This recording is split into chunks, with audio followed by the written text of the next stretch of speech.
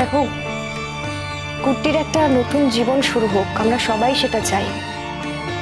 আর তুমি কদিনের জন্য বাইরে চলে গেলে out of sight out of mind হবে পিকলু, এটাই হবে। আর ততদিনে গুড্ডি লেখাপড়াটাও শেষ হয়ে যাবে, ও চাকরি পেয়ে যাবে, ওর একটা নতুন জীবন হবে। আর তুমি যদি ওকে সত্যি ভালোবেসে থাকো তাহলে ওর জন্য এইটুকু করো পিকলু, ওকে একা থাকতে দাও।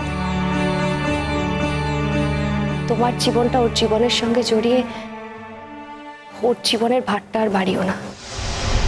কি আশ্চর্য কথা বলছো বলো তো, আমি বুঝতে পারছি না। মানে খুব অদ্ভুত কথা বলছো মিঠি। আমি বুঝতে পারছি না যে একটা মানুষের সাথে যোগাযোগ রাখবে না, একটা মানুষ যদি একটা মানুষের সাথে যোগাযোগ রাখে তারপর স্ট্যাম্প দিয়ে দেওয়া হবে, মানে এটা কি? আগে যেটা হয়ে গেছে, মানে এখন তো যেটা আছে সেটা তো আছে, মানে মানে এটা কখনো সম্ভব নাকি একটা মানুষের সাথে যোগাযোগ রাখবে না?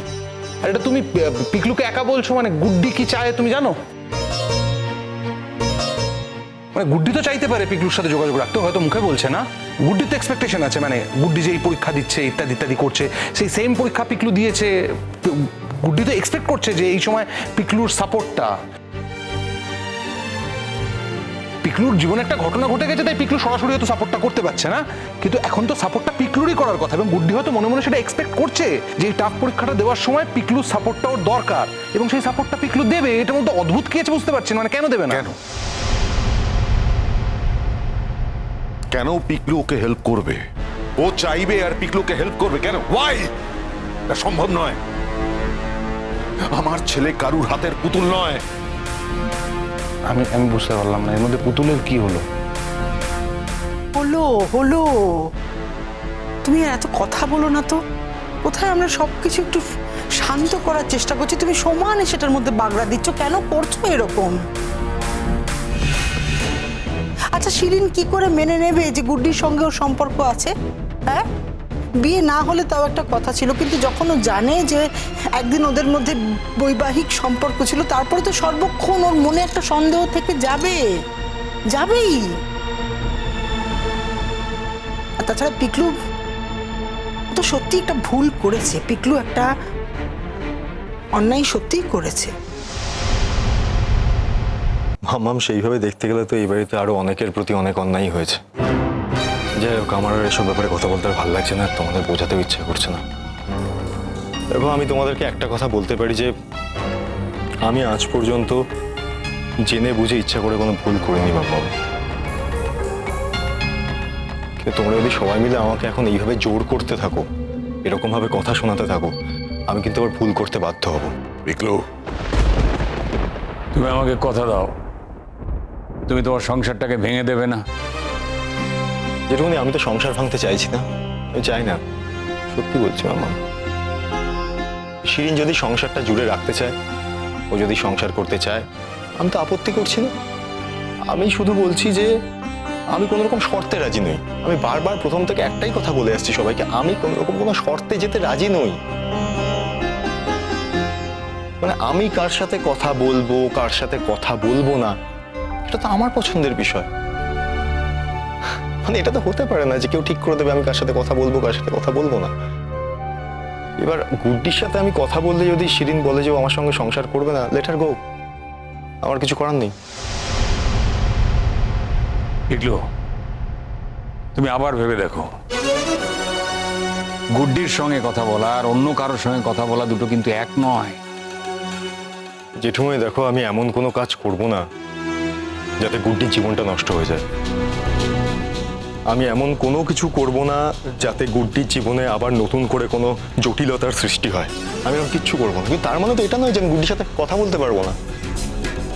এটা কি টাইপের নিয়ম? মানে এরকম কেউ কি করে ফিক্স করে দিতে পারে যে তুমি অমুক লোকের সাথে কথা বলবে না, তুমি ওর সাথে কথা বলবে না? এটা তো সম্পূর্ণ ব্যক্তিগত সিদ্ধান্ত। এটা কি করে হতে পারে? This is inhuman. মানুষের জীবন তো এরকম হিসাব নিকাশ করে চলে না। এই তো এক্ষুনি কি বললো দাদাভাই কি বললো যে মানুষের জীবন তো এত ক্যালকুলেশন করে কখনো চলতে পারে না। বল দাদাভাই, তো কি করে সেটা মানে আমার সাথে কি করে হবে? আমি কি করে এটা অ্যাকসেপ্ট করতে পারি বলো তো? আরে আমি তো বলছি না জেঠুমনি যে আমি এই মুহূর্তে শিরিনকে এই বাড়ি থেকে বার করে দিয়ে এই বাড়ির যত তোমাদের নিয়ম কানুন যা যা আছে সমস্ত কিছু ভেঙে চুড়ে দিয়ে এই পরিবারটাকে দুটুকরো করে দিয়ে আমি গুড্ডিকে বিয়ে করে নিয়ে চলে আসবো। আমি তো বলছি না, আমি তো এই পরিবারের কথা ভাবছি। তাহলে আমার কথাটা কেন তোমরা ভাবতে পারছো না? বুঝতে পারিনি আগে, বুঝতে পারিনি কি করব বলো, যে আমি গুড্ডিকে ভালোবেসে ফেলেছি, এটা আমি বুঝতে পারিনি। এত বড় অন্যায় হয়ে গেছে, কার কাছে ক্ষমা চাইবো আমি এটার জন্য বলো তো? আর গুড্ডির প্রতি আমার এই ভালোবাসাটা, ওর প্রতি আমার কনসার্ন। ওর ভালো হলে আমি ভালো থাকি, ও খারাপ থাকলে আমি খারাপ থাকি।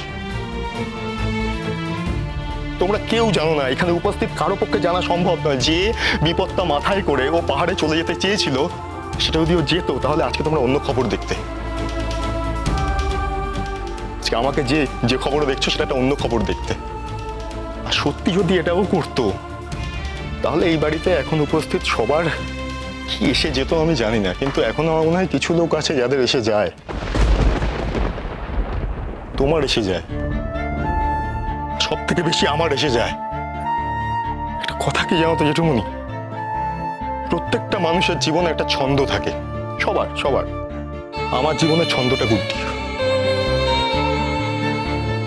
প্রত্যেকটা মানুষ কারো না কারোর উপর নির্ভরশীল হয়, নির্ভর করে। আমি গুড্ডির প্রতি নির্ভরশীল। গুড্ডি কিছু বলেনি, ও কখনো কিছু করেও দেয়নি, এটা ঘটে গেছে। কি করব আমি, আমার তো হাতে কিছু নেই, হয়ে গেছে এটা। গুড্ডি এই মুহূর্তে দাঁড়িয়ে আমার জীবনের নিয়ন্ত্রক, এতে আমার কোনো হাত নেই।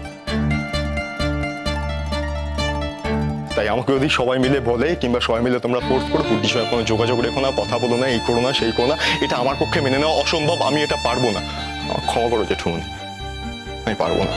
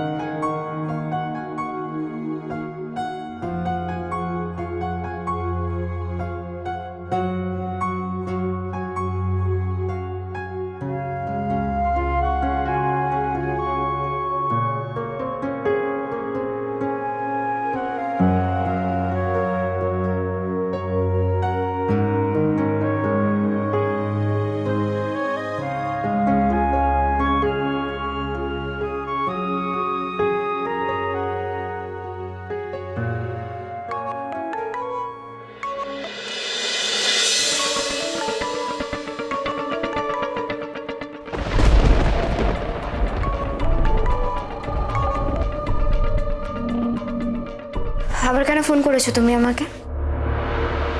তোমার তো আমাকে ফোন করার কথা না। তুমি যে ভালোভাবে বাড়ি পৌঁছে গেছো সেটা আমি জানি, সাবধানে বাড়ি ফিরেছো, সুস্থভাবেই বাড়িটা ফিরেছো। তোমাকে ঘিরে অনেক উৎসব হচ্ছে, অনেক কিছু হচ্ছে, সবটাই আমি জানি।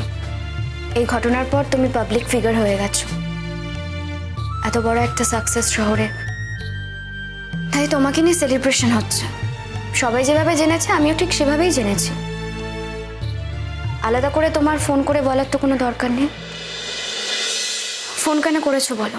আরে আগে তো আমার কথাটা শুনবে তুমি। কি কথা? আমি তোমার কলেজের বাইরে দাঁড়িয়ে আছি। মানে? আমি তো বলেইছিলাম যে অপারেশনটা সাকসেসফুল হলে তোমার সঙ্গে সবার আগে এসে দেখা করব। তুমি তো কথা দিয়েছিলে। মোটেই না। হ্যাঁ, আমি সেরকম কোনো কথা দিইনি, আমি কিন্তু তোমাকে বারবার নিরস্ত্র করেছি। দেখো তুমি যত লেট করবে লোকে এখানে দেখবে আমি দাঁড়িয়ে আছি তোমার কলেজের বাইরে, সেটা তোমার জন্যও ভালো নয়, আমার জন্যও ভালো না। তাড়াতাড়ি এসো। যদি আমি না যাই? তাহলে আর কি হবে বলো, বাধ্য হয়ে আমাকে তোমার হোস্টেলের রুমে নক করতে হবে, তোমার স্যারেদেরকে নক করতে হবে, যাতে ওরা তোমার আর আমার কথা বলার ব্যবস্থা করে দেয়।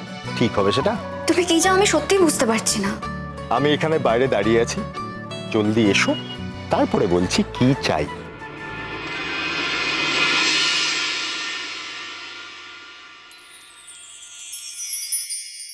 আমি কিছুতেই কারোর সংসার ভাঙার কারণ হয়ে উঠতে চাই না, তাই তোমাকে বলছি তুমি প্লিজ এখান থেকে চলে যাও, আর কখনো আমার কাছে আসবে না, কখনো না।